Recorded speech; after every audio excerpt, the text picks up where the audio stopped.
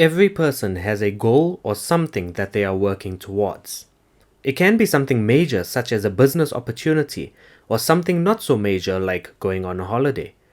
We are all working towards something, and oftentimes not everything goes smoothly. The visa we expected to arrive for our work or holiday didn't arrive. The business proposal wasn't as good as you thought it was, and it was rejected. That relationship with that person you thought was good for you didn't work out. Naturally, we can become depressed, despondent, down, and confused when we are hit with disappointments. We had the expectation, prayed hard and believed for it, fasted and trusted God for the thing we believed for, and it didn't work out. We are tempted to accuse God of not being faithful, tempted to be angry at God for not giving us what we desired, despite Him saying that whatever we ask in His name, He will give us. Anger is not a sin in itself, but it can lead to sin. But what does God have to say about life's curveballs and disappointments? Here are 4 things that God will tell you when you are dealt with a disappointment. Number 1. I will work it out for your good. Romans 8 verses 26 to 28 states, In the same way the Spirit helps us in our weakness. We do not know what we ought to pray for, but the Spirit Himself intercedes for us through wordless groans. And He who searches our hearts knows the mind of the Spirit, because the Spirit intercedes for God's people in accordance with the will of God. And we know that in all things God works for the good of those who love Him, who have been called according to His purpose. We serve a God who is sovereign over all. He knows all things. He sees all things. And here He is promising us that since we love Him, yield to Him and His purpose, He will personally ensure that everything works out for your good. Note that it says all things. This shows that it is not just good things that God works out for your good, but the bad and the downright ugly. All your mistakes, failures, and disappointments will be worked for good. Nothing is too hard for God, and despite the disappointments coming your way, in the hands of God, He will give you beauty for ashes. Number 2. I know things you don't. In Isaiah 55 it states, For my thoughts are not your thoughts, neither are your ways my ways, declares the Lord. As the heavens are higher than the earth, so are my ways higher than your ways, and my thoughts than your thoughts. Again, God assures us that He sees everything. We can be frustrated at Him that He did not do what we asked Him to do. But one thing we must never forget is that He will always work in our best interests. God is not our slave or genie that gives us whatever we want at the snap of our fingers. But He will also ensure that His purpose will be accomplished. And by you yielding to Him, He will ensure that you are taken care of despite the disappointment.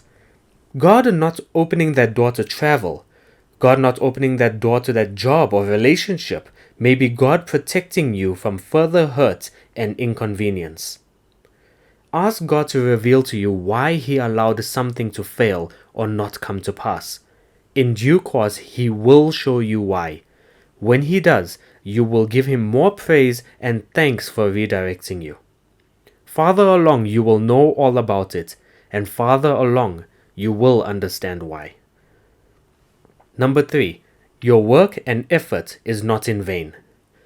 In 1 Corinthians 15 verse 58 it states, Therefore, my dear brothers and sisters, stand firm, let nothing move you. Always give yourselves fully to the work of the Lord, because you know that your labor in the Lord is not in vain. In Colossians 3 verses 22 to 24, Slaves, obey your earthly masters in everything, and do it, not only when their eye is on you and to curry their favor, but with the sincerity of heart and reverence for the Lord. Whatever you do, work at it with all your heart as working for the Lord, not for human masters, since you know that you will receive an inheritance from the Lord as a reward. It is the Lord Christ you are serving. In Galatians 6 verse 9, Let us not become weary in doing good, for at the proper time we will reap a harvest if we do not give up. God sees our hard work. He sees the effort we put in, the blood, sweat, and tears, the late nights, the stress, the agitation, the early mornings. He sees it all. And here he assures us that it is not in vain. We must remember that by yielding ourselves to God, we go into his hands. We work for him, and our labors on earth are counted towards God instead of man. This is why we should always give our best in all that we do. Though man rejects you, know that God has seen your work and is pleased at your efforts for his purpose. Your business proposals, applications, auditions, all of that is not in vain with God.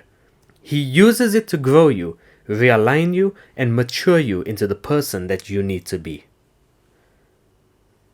And number 4, trust me. Like the potter and the clay, we need to trust that God knows best. Though we get pressed on each side, we are not destroyed. When God molds us, it is initially uncomfortable and distressing, but in the end, we will become a masterpiece of God's glory if we let God have his way with us. He knows far more than we could ever think, so when we are faced with disappointment, our hearts should only feel down for a season. We should remind ourselves of God's faithfulness to ensure that our path is made straight. Whatever disappointment you are faced with today, just know that God is with you in that low place. Be encouraged in knowing that God knows much more than you, that this disappointment will grow you, and that this disappointment will be worked out for your good. Always remember Romans 8 verse 18. This present suffering does not compare to the joy that is coming. Only God can make that happen. So let us keep walking with him. Let us continue to walk in the light as he is in the light.